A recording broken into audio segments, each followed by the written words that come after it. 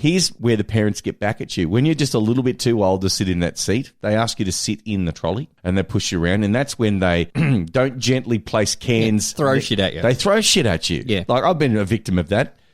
So what's worse, the abuse that children get in shopping trolleys, or this numpty who goes into there to mourn meat. Now, by the way, she's dressed as a cow. She's in front of the sausage section. Love, it's not just cows. There's very little beef in those sausages. Very little beef to go in those sausages, all right? So if you're thinking of protesting in this matter, don't even bother, because it's just ridiculous. And we're going to take the piss out of you. Because she doesn't like sausage. All right, Az, I'm going to finish off this speed round very quickly here. You need to be very careful when taking your dog on a walk. And I know that people like to walk cats these days, but let's face it, if you're going to walk a cat, then you're looking for trouble in many forms. It could get spooked, run up you, claw the shit out of you, run off. It'll get loose of its collar. Because people just get loose. That's what cats do, dude. Now, listen, you really need to pick your route when you're taking your dog for a walk, because you never know what's going to happen. You know, the dog might sniff something, you might see syringes on the ground. Now, I know that I'm sounding like my mother from back in the 80s, like, if you see the needles, don't touch them, and all this kind of thing, right? And dogs, they can smell anything, right? Yeah. I mean, there's the stories of dogs that come back with like a human arm or a leg in their mouth, you know, because it smells like food. It's a present for you. Yeah. A cute golden retriever refused to surrender something that it picked up while it was out on a walk, much to the embarrassment of its owner. Lucas is a 9-year-old golden retriever who was out for a walk with his owner in Leeds in England when he disappeared into the bushes, which is unusual. And then he returned out with a pink dildo in his mouth. Oh, he's a good boy. Look at him. He's got a really good dog. Who's a good boy? So anyway, the dog was pleased with his new find. He was. He refused to drop it.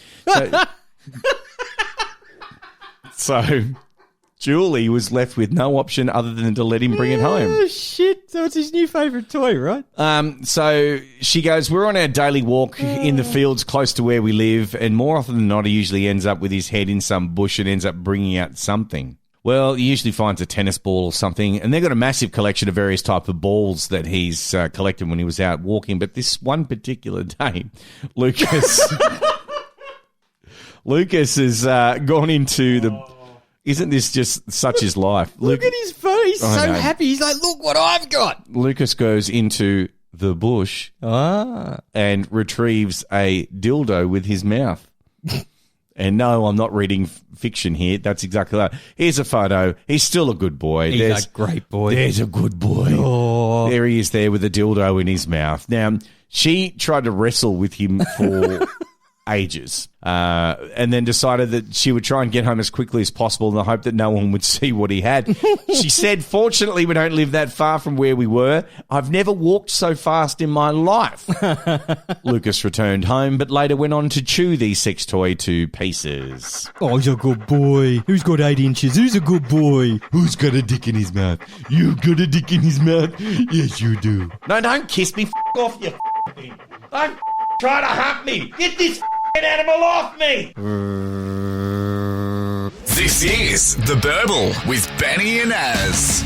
So we've both at one stage in our lives, unfortunately, and I'm not saying unfortunately, just it was a great social experience with the people that we worked with, made lifelong friends, all that kind of thing. But we both worked for Telstra. Yeah, we did. And look, for all of its so-called amazingness that they have for bringing 3G, 4G, next G, whatever the hell it was, upgrading networks, doing this, that, and the other, and all that kind of thing, there really is a shit show behind the scenes of that company. Yes, it is. It's you have no idea how many people have to be involved to switch a service or change ownership of a service or even just get something connected. Or even, like, I don't know, make the phone work, or even in my case, which I completely and utterly lost my shit with in terms of my NBN order that I put in a little while ago. And I just couldn't believe just how inept a company that I'd worked for and diligently worked for so long could do that kind of thing. Quite easily, apparently. Yeah, apparently is very, very easy. However, though, this is the cherry on the cake. Yeah, I've seen some dumb shit. Well, this while is, working for this company, because I did complaints. Wasn't I lucky? Yeah, I was in cancellations for their internet arm. Well, I think this chickie's going to cancel.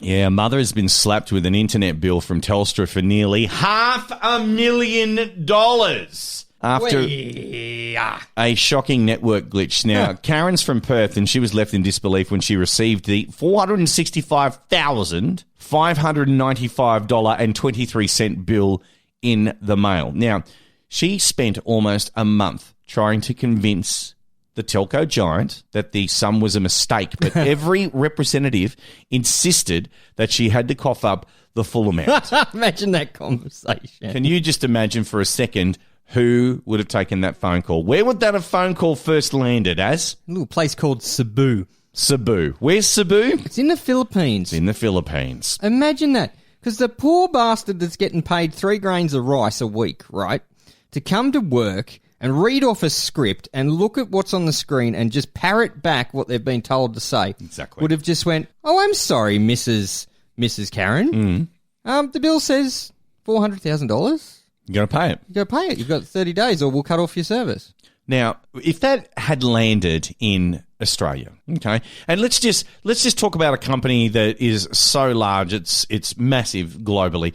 Say, for example, we're talking BHP, Channel 9, something like that, right? The Nine Entertainment Company, right? With lots of people working everywhere and all that kind of thing. Their use of the internet would be huge to stream stuff, even though they've got direct satellite access and things like that. Okay, there's no way in the world you're telling me that any of these companies, Rio Tinto, BHP, Channel 9, anything like that, right, are going to get a monthly bill of $465,000 from Telstra unless they have thousands and thousands and thousands of people with phones that they need to deal with and all that kind of stuff. Would that be a rare bill for a large company? For a large company, that's probably in the upper end, realistically. Yeah. But I mean, she's a mother of 3 from Perth. Well, 3 boys. Maybe they could Pornhub that much in a month.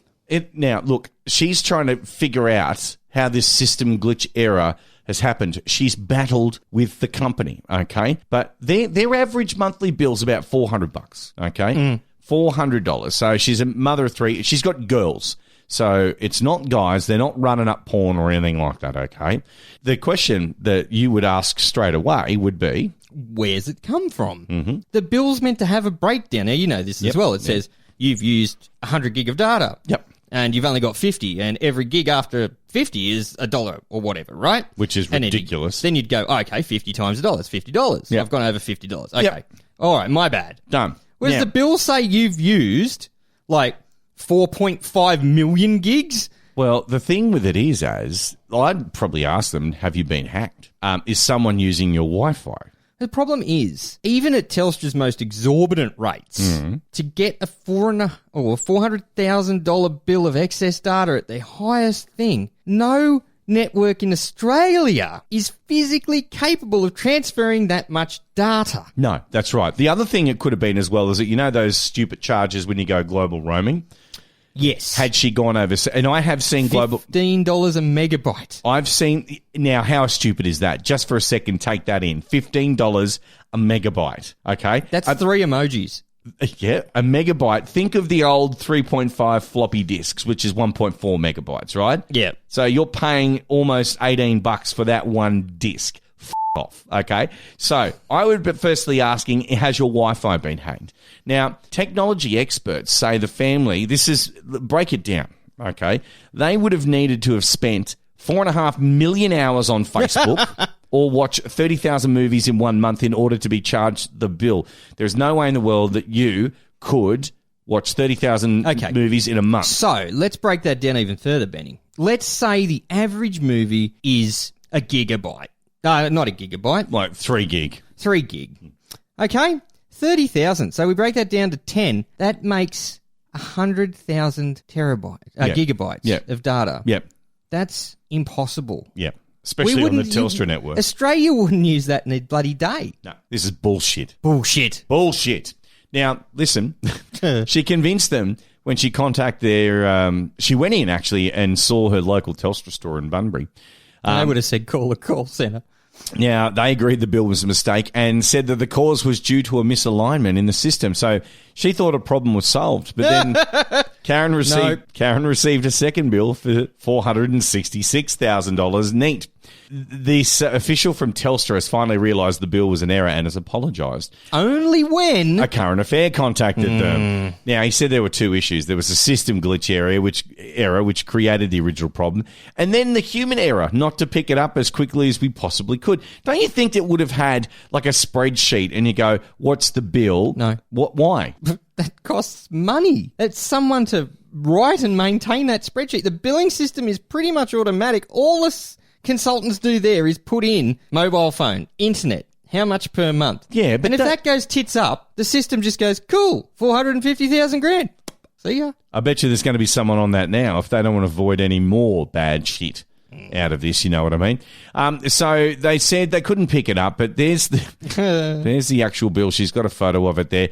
And this Telstra official has convinced it was an error, apologised profusely. Now, who have they got to go to because we had to go to One Up Manager to fix billing problems, then the centre manager. She's going to have to go to Andy Redpen. Who's Andy Redpen? The boss. He's the CEO. He was the CIO. Yeah. He came in after David Thody. Yeah. CIO is the no, not the CIO. What was the other one? CFO. Sorry, the Chief Financial Officer. Yep. So this is a bloke that did all the hiring and firing after David Thody left. Yep. And basically, then he stepped into David Thody's shoes and went customer service. F- that. He kind of like that scene in the first Star Wars where the Emperor takes over. The Galactic Senate, and he's got. Not Amidala. They're all in the thing before the fight with Yoda. How that's the third Star Wars movie. Well, whatever. The third Star Wars movie. That's pretty much what Andy Penn did when he got into office. He just went, So my first act is to form a galactic empire. Yeah. Well, a broadband empire, as it were. Was he waving around a plastic lightsaber? Or did he skimp on that? Red pen just going, your cut, your cut, your cut, your cut. Send this woman a $500,000 bill. Or you cut. Loose talk, even looser opinions. This is the best show on earth. This is The Burble. Quickly, it's always look. I know that you're not going to get married ever, so this is not going to bother you. But it's always a thing that you need to consider when you're getting married is who's going to take your photos. Tash Kingston desperately wanted to have a laugh. Now the bride-to-be had tragically lost her dad just weeks before the big day and was looking for something to lighten the day. So she jumped on Pinterest because that's, the bastion of everybody who needs an idea these days. So I'm just going to rip it off Pinterest. That's what I'm going to do. I think they send me emails. I don't have a Pinterest account. But Pinterest sends you emails. And they're like, hey, Aaron, here's new pins that you'd like. I've probably clicked on it once and then hit the login via Facebook to rip an idea out of Pinterest. Yeah. Never use it again. See, here's 35,000 photos of cake stands. Exactly. Pinterest, you can f*** off. So anyway, she'd seen these pictures ages ago on Pinterest and decided that it'd be a good idea to do it. So originally the plan had been to show her kneeling in front of her husband while he high-fived his best man, who also to be the groom's brother. And they thought that's funny. So it looks like she's giving him a gobby, right? Yeah. Then in the next picture, it's the best man getting a high five, and then he's getting a gobby as well. From one of the bridesmaids. From one of the other bridesmaids. So his own wife, who's the maid of honour. It's a laugh. Now, it is a laugh, but here comes the backlash, Az. Right. So months after their wedding, she posted the pics in a private group online. Now, if you ladies are looking for a funny pic idea to do on the day, we definitely had some laughs. Yeah, and they turned on her. They said, I literally cringe anytime people post these. It's so trashy. It's not how I would remember my wedding day. And it does, I mean, look, he probably loves her, but if I saw that straight up, I'd be like, well. But it was a private group. It wasn't like that they went, hey, have a look at my wedding album. This photo's me choosing dick over air. But no, it's a private group. Here, have a bit of a giggle. We did this to lighten the mood. Yeah, but as I've been part of I'm part of private groups on the internet where they're almost 5,000 strong. Look, there's 10 people out there in the world, right, that know that we took a photo at our Year 12 graduation that was very similar to this. Now, it actually wasn't. It wasn't at the graduation. It was after somebody's birthday at the golf club. Oh, that's right. And I have that photo somewhere here floating around. So we did it before it was cool, Benny. Yeah, but that were boyfriend-girlfriend kind of deals. And, it worked for me because I took the camera because I didn't have a girlfriend at the time. Yeah, it was handy. I was the voyeur. You were the voyeur. Loose talk, even looser opinions. The Burble. Oh, Az. Here we go. That's my knuckles getting cracked. Oh, that's a there. rant crack if I ever heard one. Let me have a sip.